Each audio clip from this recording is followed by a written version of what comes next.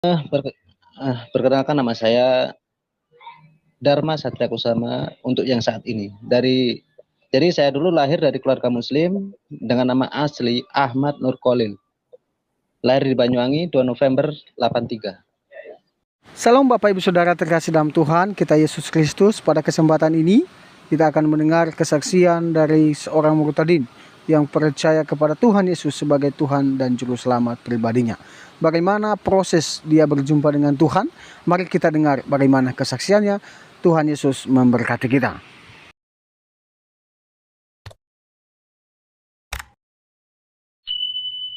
Untuk keimanan sampai berapa lama tahun? Sampai SMP.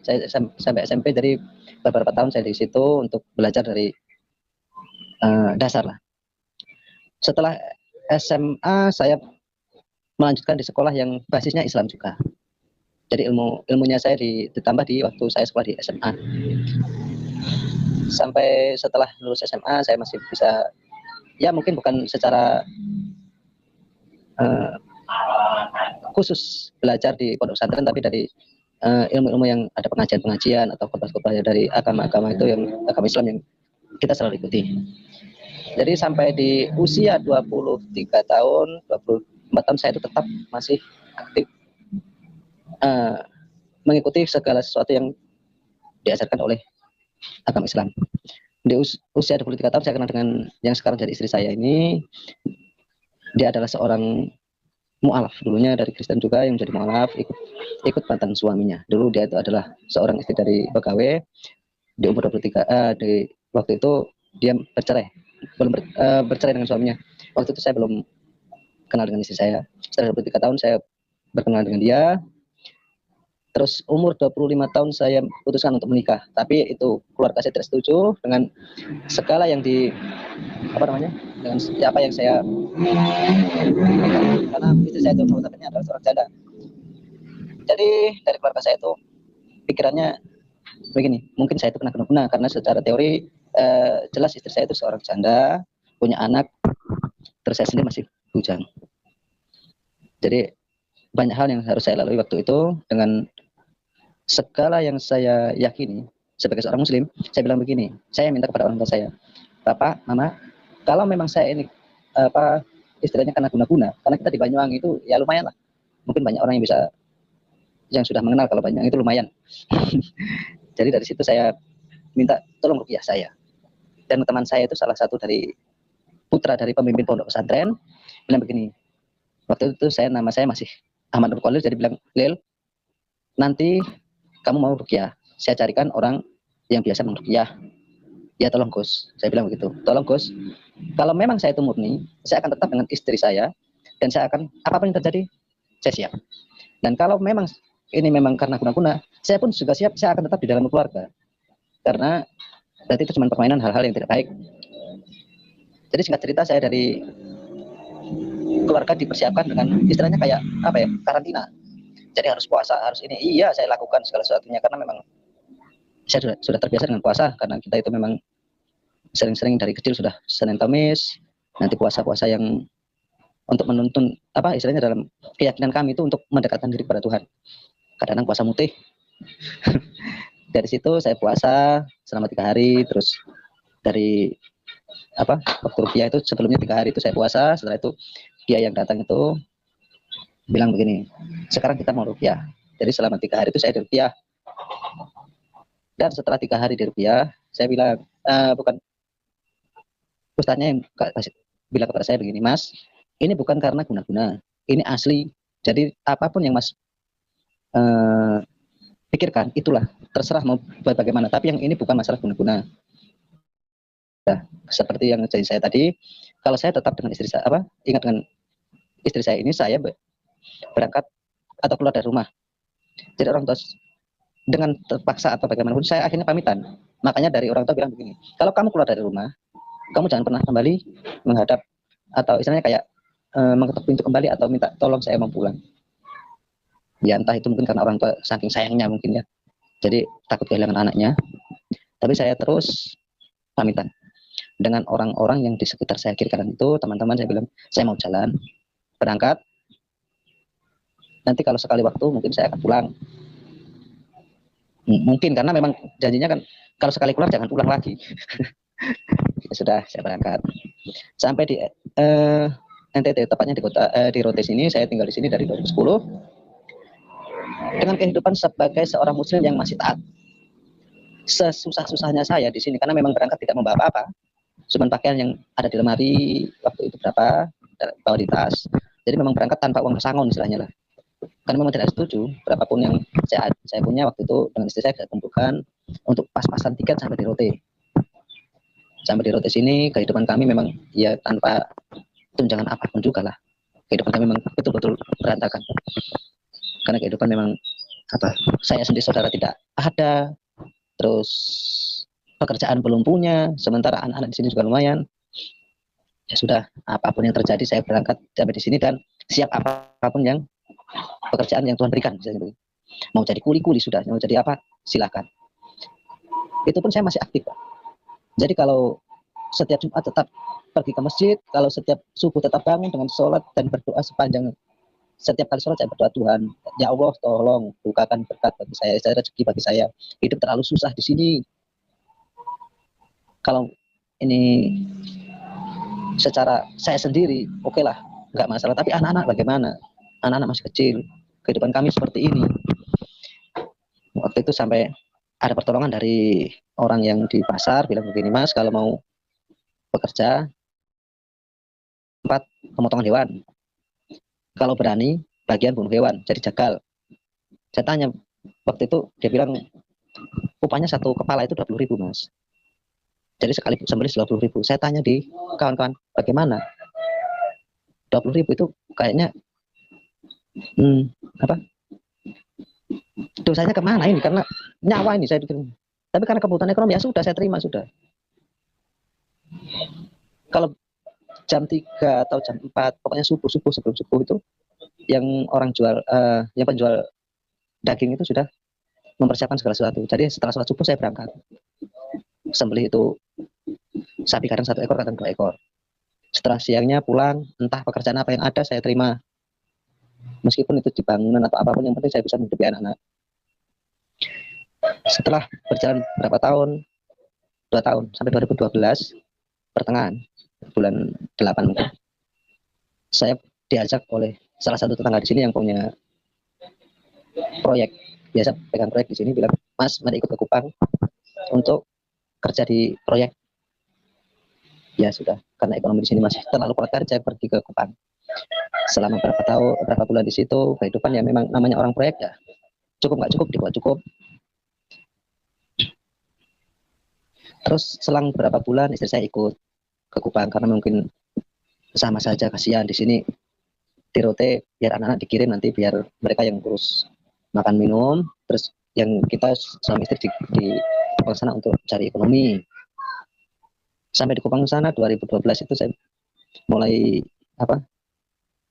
Istri saya yang duluan mulai bilang begini, Mas, mungkin sebaiknya kita bisa. Saya pikir, nah, saya ini salah apa kok tahu-tahu dibilang kita bisa?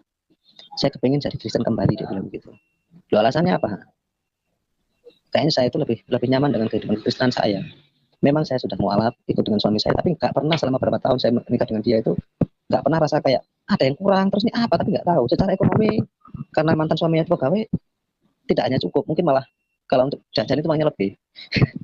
Tapi bilang kayaknya nggak ada yang kurang, tapi nggak tahu apa. Sampai di NTT di Kupang situ dia bilang kayaknya saya mau kembali Kristen, meskipun kehidupan saya seperti ini sekarang. Saya kepingin tenang, kepingin kembali ke Kristen. Sebagai seorang Muslim saya bilang, nah, kamu sudah murtad kembali. Percuma saya selama ini istilahnya kalau sholat saya ajak, kalau apa setiap hari saya ajak untuk berjamaah, puasa kita sama-sama. Ujung-ujungnya kamu kembali ke Kristen. Tapi ya sudahlah, karena saya ingat bilang itu masalah agama itu nggak bisa dipaksakan. Saya bilang sudah, kamu kalau mau Kristen silahkan, tapi saya tetap Islam. Jangan pernah paksa saya dan ajak saya apalagi paksa untuk masuk Kristen. Nggak bakalan saya mau. Selang beberapa bulan, lama-lama saya kayak ikut terguncang gara-gara dari waktu itu di bulan puasa, pokoknya tepatnya bulan puasa. Saya lihat di berita-berita itu kebanyakan orang-orang saya sendiri, artinya yang dari Muslim sendiri itu melakukan hal-hal yang tidak pas lah buat saya. Karena warung sebagai kita sama-sama orang Muslim, warung di waktu bulan Ramadan puas apa siang-siang itu harus tutup. Entah alasannya apa, bilang menghormati. Nah, terus untuk remang-remang orang-orang kehidupan pinggiran yang cuman jualan dengan apa kopi atau apa, memang ada kesan yang biasanya dicampur dengan plus-plus, tapi jangan pandang ke arah plus-plusnya, tapi pandangnya ke kebutuhan ekonomi dari keluarga mereka. Itu dirusak, dibakar, dihancurkan segala macam. Saya pikir kembali begini, ya kamu rusak kalau pas bulan puasa begini, alasannya bulan suci harus bersih dari segala macam. Jadi kalau bukan bulan puasa itu semua halal atau masih tetap haram. Tapi kenapa tindakan dilakukan cuma pas hari hari apa bulan-bulan puasa? Kalau memang itu haram, ya peringatkan setiap hari. Jangan lakukan itu. Kenapa pas bulan puasa toh menghormati bulan suci? Kita harus istilahnya melakukan hal-hal yang bahkan ekstrim lah. Kok sampai pembakaran, pengerusakan. Modalnya berapa kok dirusak? Terus ekonominya keluarganya itu dapat dari mana? Jadi dari banyaknya kejadian-kejadian itu saya jadi kalau setiap Jumat tetap pergi ke masjid, kalau setiap subuh tetap bangun dengan sholat dan berdoa sepanjang setiap kali sholat saya berdoa, Tuhan, ya Allah tolong bukakan berkat bagi saya rezeki bagi saya. Hidup terlalu susah di sini. Kalau ini secara saya sendiri, oke lah, nggak masalah. Tapi anak-anak bagaimana? Anak-anak masih kecil. Kehidupan kami seperti ini. Waktu itu sampai ada pertolongan dari orang yang di pasar bilang begini, Mas, kalau mau bekerja tempat pemotongan hewan, kalau berani bagian bunuh hewan, jadi jagal. Saya tanya waktu itu, dia bilang upahnya satu kepala itu 20.000, Mas. Jadi sekali sembelih 20.000. Saya tanya di kawan-kawan, bagaimana? 20.000 itu kayaknya apa? Dosanya kemana ini? Karena nyawa ini saya pikir. Tapi karena kebutuhan ekonomi ya sudah saya terima sudah.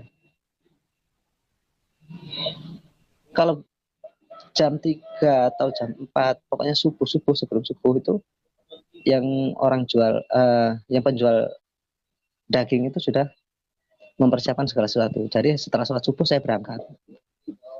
Sembelih itu sapi kadang 1 ekor, kadang 2 ekor. Setelah siangnya pulang, entah pekerjaan apa yang ada saya terima. Meskipun itu di bangunan atau apapun, yang penting saya bisa menghidupi anak-anak. Setelah berjalan berapa tahun, 2 tahun, sampai 2012, pertengahan, bulan 8 mungkin, saya diajak oleh salah satu tetangga di sini yang punya proyek, biasa pegang proyek di sini, bilang, Mas, mari ikut ke Kupang untuk kerja di proyek. Ya sudah, karena ekonomi di sini masih terlalu kuat kerja, pergi ke Kupang. Selama berapa bulan di situ, kehidupan ya memang namanya orang proyek ya, cukup nggak cukup dibuat cukup. Terus selang beberapa bulan istri saya ikut ke Kupang karena mungkin sama saja, kasihan di sini di Rote, biar anak-anak dikirim nanti biar mereka yang urus makan minum, terus yang kita suami istri di sana untuk cari ekonomi. Sampai di Kupang sana 2012 itu saya mulai apa? Istri saya yang duluan mulai bilang begini, Mas, mungkin sebaiknya kita pisah. Saya pikir, nah, saya ini salah apa kok tahu-tahu dibilang minta pisah? Saya kepengen jadi Kristen kembali, dia bilang begitu. Loh, alasannya apa? Kayaknya saya itu lebih nyaman dengan kehidupan Kristen saya. Memang saya sudah mualaf ikut dengan suami saya, tapi nggak pernah selama berapa tahun saya menikah dengan dia itu nggak pernah rasa kayak ada yang kurang, terus ini apa, tapi nggak tahu. Secara ekonomi, karena mantan suaminya itu pegawai, tidak hanya cukup, mungkin malah kalau untuk jajan itu makanya lebih.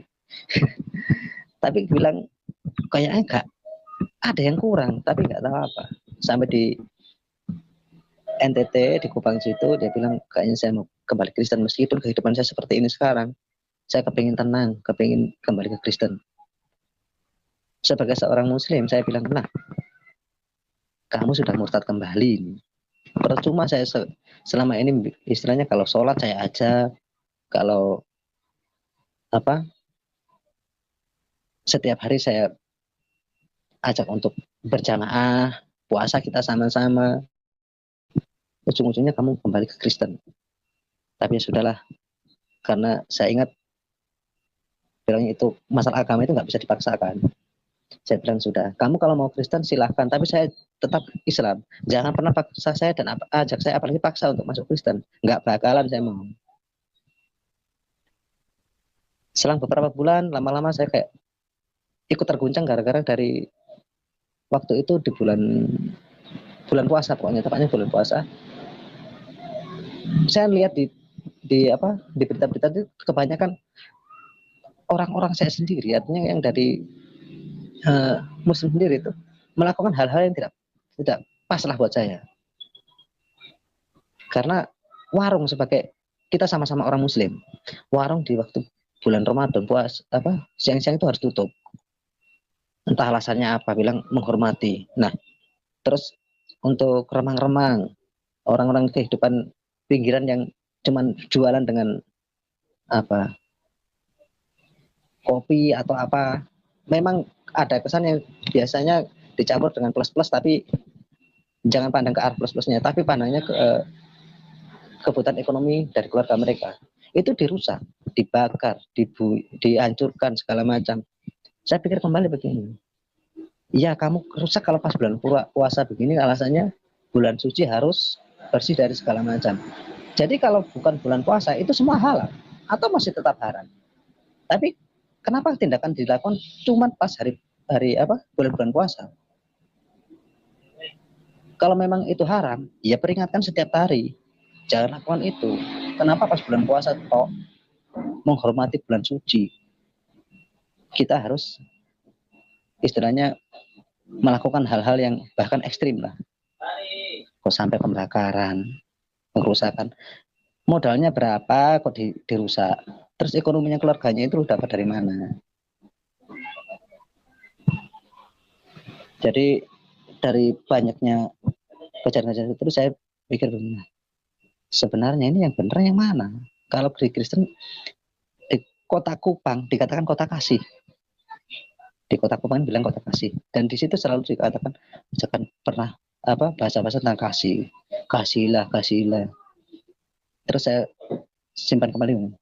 Kasihlah, kasihlah, nama-nama kan kasihan juga. Kasihan dengan orang-orang ini. Jadi kita harus kasihi orang-orang yang tertindas.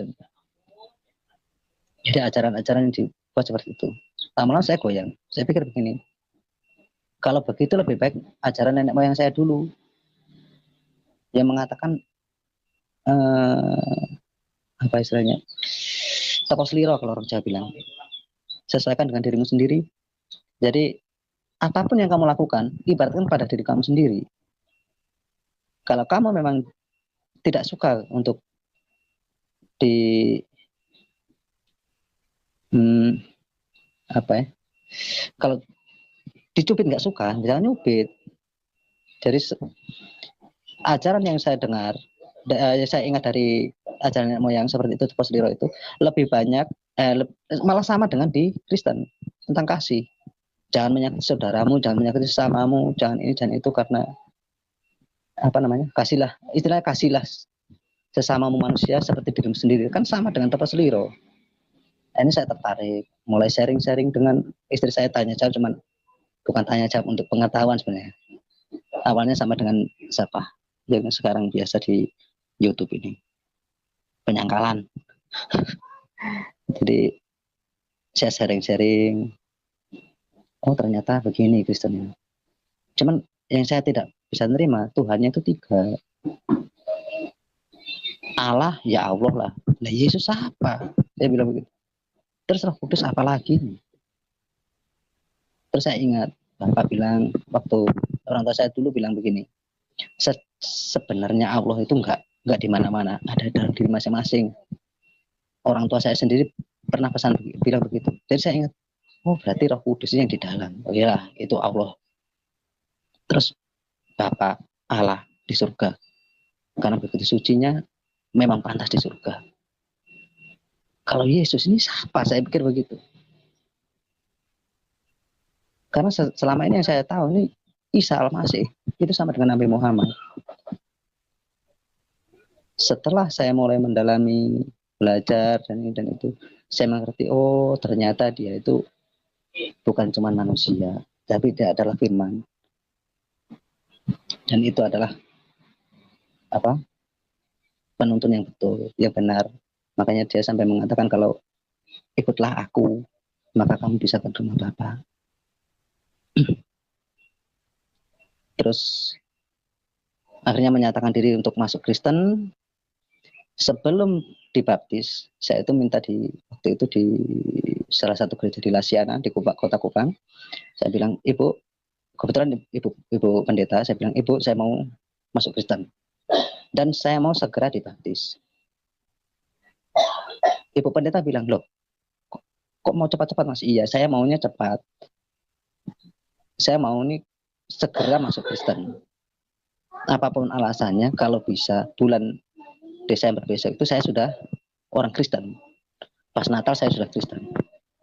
Akhirnya dipersiapkan dengan salah satu untuk apa namanya, keimanan saya, diberikan satu Alkitab kecil dengan bilang panduannya pertama baca dulu Yohanes. Ya sudah, 1 minggu kemudian bukan cuman Yohanes yang baca, tembus semua itu perjanjian baru. Berikutnya minggu kedua itu yang saya ketemu dengan ibu pendeta, ketemu dengan seorang hamba Tuhan. Hamba Tuhan itu setelah kita bercerita, berbincang-bincang begitu, tanya, Mas, kenapa masuk Kristen? Saya mau. Apa dibujuk istri? Enggak. Malahan saya dulu kalau istri saya Kristen, jangan pernah ajak saya. Terus kenapa mau? Saya mau kepingin. Alasannya, ya saya yang kepingin masuk Kristen. Karena memang saya rasa itu lebih cocok dengan pikiran saya, dengan hati nurani saya. Ajaran yang diberikan itu lebih cocok dengan apa yang saya ingini. Ajarannya itu lebih bagus, saya pikir. Karena kasih itu yang membuat saya itu lebih percaya dan yakin. Terus hamba Tuhan bertanya, apa pernah ketemu sinar? Enggak. Terus apa yang mengilhami? Atau pernah ketemu apa, atau mimpi, atau bagaimana? Saya cuma ingat begini, waktu itu masih saya SMP, jadi waktu masih tekun-tekunnya di tempat belajar untuk agama juga iya, sekolah iya, jadi puasa juga rajin, segala macam tuntutan agama itu saya lakukan. Saya pernah mimpi.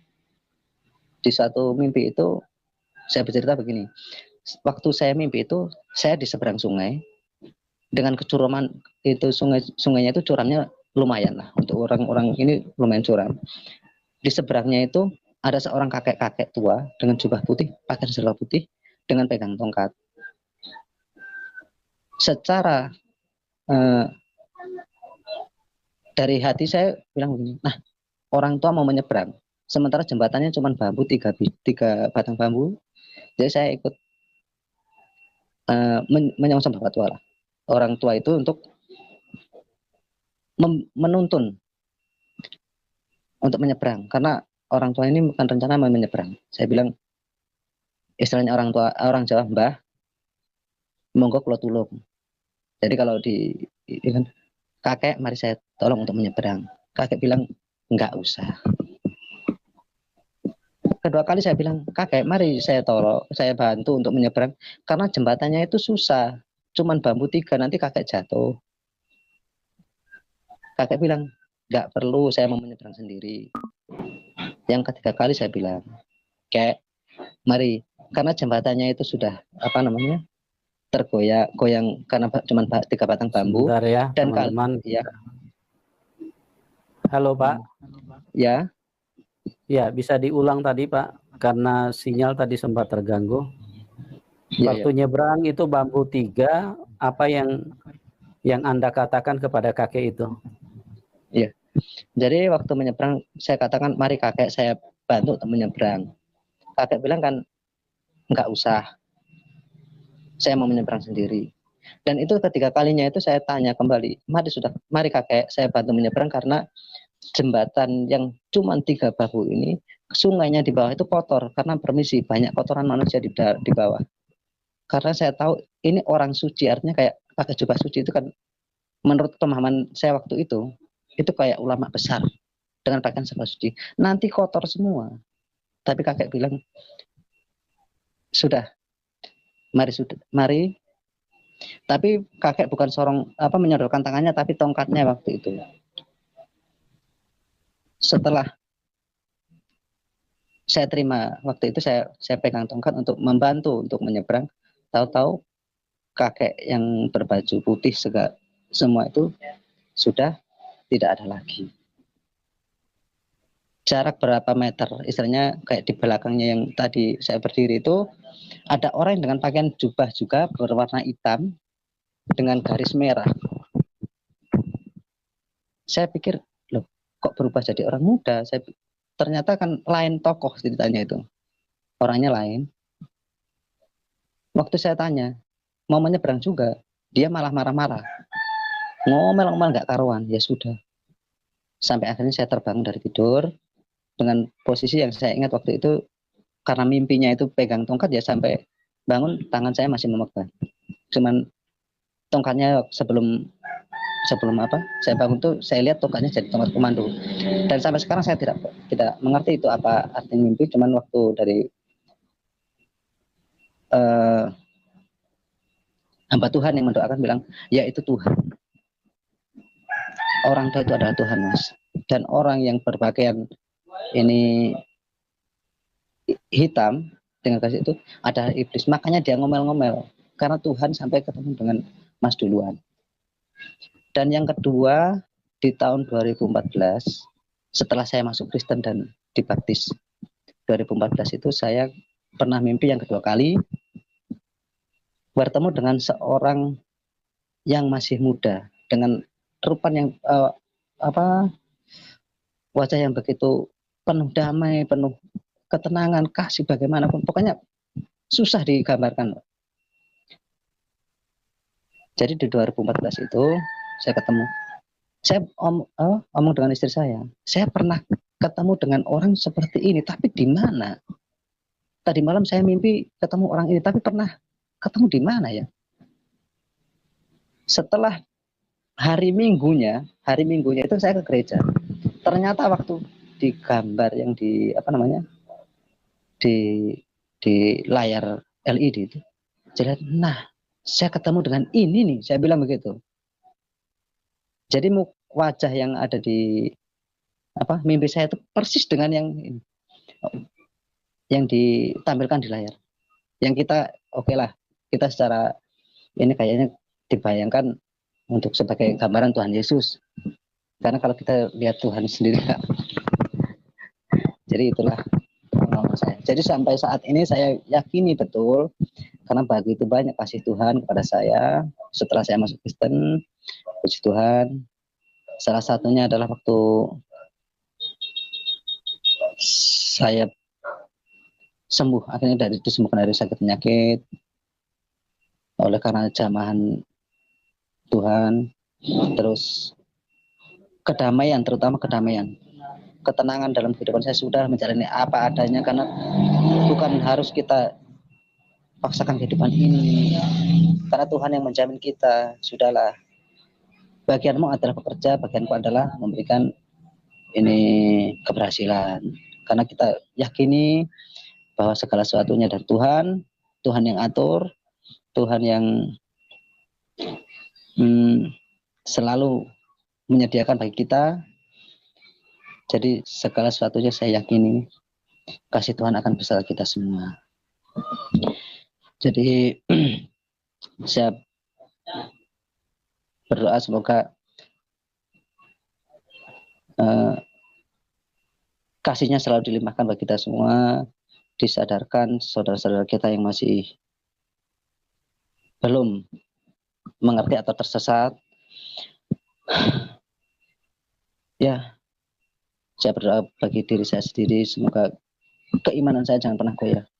Karena saya yakin kami, orang-orang yang dinyatakan sebagai murtadin, itu segala sesuatu pasti lebih ekstra. Banyak hal-hal yang akan lebih diberatkan kepada kita. Karena kita tahu dari sebelah mengatakan, dari agama saya sendiri dulu, kalau Kristen itu adalah agama yang kafir. Dan kami yang murtadin itu adalah orang-orang kafir. Jadi pantas untuk ya seperti yang kita ketahui. Dan salam hormat kalau untuk saya sendiri, salut untuk Bapak Muhammad KC, Paulus zaman sekarang, luar biasa. Tuhan Yesus memberkati Anda Pak KC. Terima kasih ya Bapak. Di dalam Ibrani 11 ayat 4 mengatakan, karena iman Habel telah mempersembahkan kepada Allah korban yang lebih baik daripada korban Kain. Dengan jalan itu ia memperoleh kesaksian kepadanya bahwa ia benar, karena Allah berkenan akan persembahan itu, dan karena iman ia masih berbicara sesudah ia mati. Wah, luar biasa. Kalau kita melihat kejadian Kain dan Habel diterima persembahannya karena dia memberikan persembahan yang baik, yang kudus, yang berkenan kepada Allah. Karena dia mengikuti cara Adam dan Siti Hawa, di mana Allah telah mempersembahkan korban kepada mereka. Itulah yang dilakukan oleh Habil, sehingga persembahannya diterima oleh Allah. Nah, dalam hal ini mari kita juga mempersembahkan yang terbaik bagi Tuhan.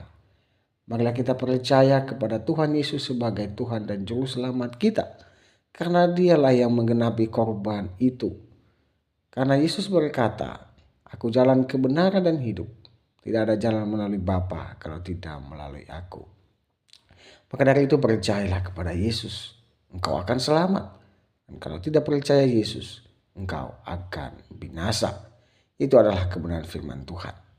Itu aja yang bisa mungkin saya sampaikan. Semoga video ini memberkati kita, menguatkan iman kita kepada Tuhan Yesus. Sampai jumpa di video-video berikutnya.